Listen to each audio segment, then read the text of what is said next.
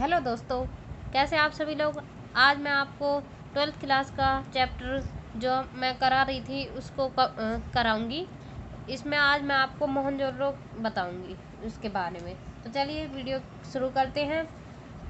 मोहनजोदड़ो मोहनजोदड़ो एक बहुत ज़्यादा प्रसिद्ध नगर था, और ये जो हड़प्पा था उसमें दूसरा बड़ा नगर था।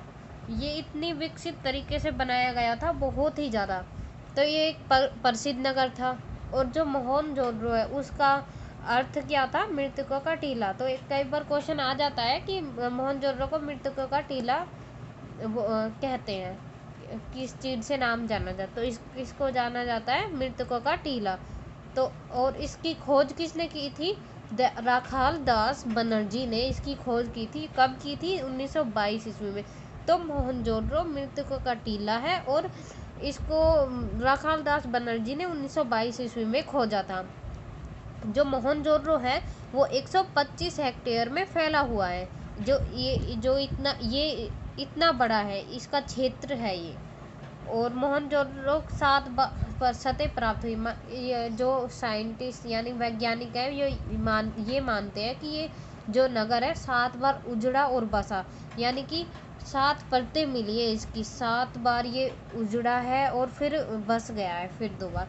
और जो मोहनजोदड़ो है उसके 2 भागों में बटा हुआ था ये, एक तो दुर्ग और एक निचला शहर।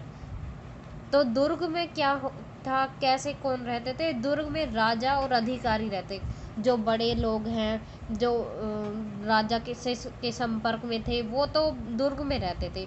और दुर्ग की विशेषता यह है कि ये ऊंचाई पर बनाया गया था, बहुत ही ज़्यादा ऊंचाई पे बनाया गया था। और ये ऊंचाई पे बनाया इस तरीके से गया था कि जो ईंट है, कच्ची ईंटों का प्रयोग करके, और एक बड़ा चबूतरा बनाया गया था। तो वो दुर्ग था। और इसमें ना सिर्फ अधिकारी राजा यही रहते थे। और जो निचला शहर है वो दीवारों से तो घेरा हुआ गया था उसकी सुरक्षा के लिए, पर इसमें गरीब लोग रहते थे। गरीब लोग, इसमें कोई भी बड़ा लोग नहीं रहता था। और जो दुर्ग है और निचला शहर, इसमें काफ़ी ज़्यादा फर्क था, ये दोनों अलग अलग थे।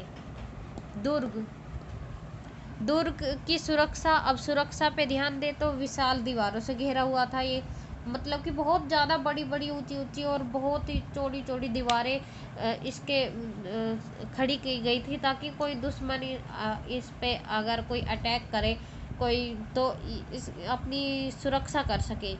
और निचले शहर से अलग रखा गया था। तो मैंने अभी बताया ये निचले शहर से अलग रखा गया था। और ये जो शहर है ये वैज्ञानिक व योजना ढंग से बनाया गया था। तो ये बहुत ही ज़्यादा विकसित है। अब हम मोहनजोदड़ो जो है उसमें बहुत स्नानागार है, भवन है, किस तरीके से वो बसा हुआ था उसके बारे में बात करते हैं। तो पहले हम देखते हैं भवन को। भवन किस प्रकार से उस टाइम बनाए जाते थे।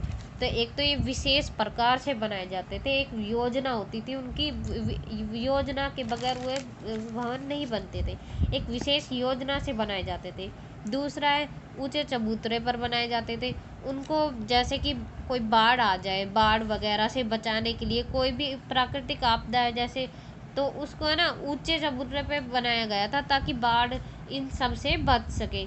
और जो चबूतरा था उनमें पक्की ईंटों का इस्तेमाल किया जाता था, पक्की ईंटों से बनाया जाता, और ईंटों को पहले सुखाया जाता था, पकाया जाता था, और एक नियमित रूप से एक ढांचा दिया जाता था। घर की नींव कैसी होती थी? अब घर की नींव वे बहुत ही ज़्यादा गहरी रखते थे ताकि घर मजबूत बने। घर खुले हवादार होते थे।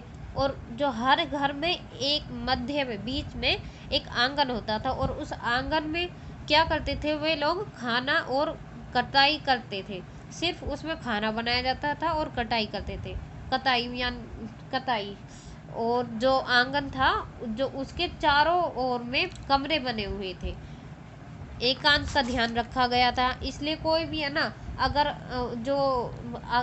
हम घर में आते हैं तो हमारे अभी फ़िलहाल तो ऐसे होते हैं कि सीधा पूरा घर का ही दर्शन हो जाता है, तो उसमें ऐसे होता था कि सिर्फ आंगन, कुछ भी घर में ना बढ़ते ही कुछ भी ना दिखे, बस इस तरीके से बनाया गया था कि आंगन दिखता ही नहीं था, नहीं कमरे दिखते थे, और अंदर आके फिर दिखता था। और एकांत का ध्यान रखा गया था, प्रवेश द्वारा गलियों में नहीं, भूमि तल में, यानी कि जो प्रवेश द्वार था वो गलियों में ना था। मतलब कि हमारे तो ऐसा होता है, एक दूसरे के सामने दरवाजे होते हैं गलियों में, हमारा दरवाजा हमारे घर के आगे, फिर हमारे पड़ोसी का, दोनों का एक आमने सामने खुलता है, हम उसके घर को देख सकते हैं, वो हमारे घर को देख सकता है। तो इसमें ऐसा नहीं होता था। और जो खिड़कियाँ थी वो ना भूमि तल पे, यानी कि नीचे जो निचली मंजिल होती थी ना उसमें नहीं रखी जाती थी, ऊपरी जो दूसरी मंजिल होती थी उसमें रखते थे खिड़कियाँ। प्रकाश के लिए रोशनदान होते थे, और जो प्रकाश के लिए ना उचित रोशनदान थे वहाँ पे। रसोई, स्नानागार, शौचालय, ये तीनों ही घर में पहले मौजूद रहते थे, और घर में एक कुआं तो होता ही था पानी के लिए घर में। और जो मोहनजोदड़ो है ना उसमें कुल 700 कुएं पाए गए थे। तो इससे पता चल जाता है कि हर घर में एक कुआं होता ही था पानी के लिए। और जो जैसे बारिश हो जाती है या हम स्नान घर, शौचालय, इसमें जो गंदा पानी होता था उसके लिए अलग नालियाँ बनाई गई थी, और नालियाँ तो इस प्रकार से बनाई गई थी कि कोई जो नालियाँ थी उनको ना ढक रखा था ईंटों से, और पक्की ईंटों से नालियाँ बनाई गई थी। जो साधारण लोग जैसे कि मिडिल क्लास हो गए, हमारे जो गरीब लोग होते हैं, तो उनके घरों में तो एक मंजिल होती थी और छोटे छोटे कमरे होते थे। लेकिन जो बड़े लोग थे उस समय में, उनकी 2 या 3 मंजिल के घर होते थे, पक्की ईंटों से बने होते थे, और कमरे भी काफ़ी बड़े बड़े होते थे। तो आज की वीडियो में गाइस इतना ही। अगली वीडियो में मैं आपके लिए लौटूंगी फिर से। और अगर वीडियो अच्छा लगे तो सब्सक्राइब कर देना, लाइक कर देना और शेयर कर देना। अगर आपको कुछ समझ में नहीं आया हो तो कमेंट करके बता देना, मैं वीडियो बना दूंगी।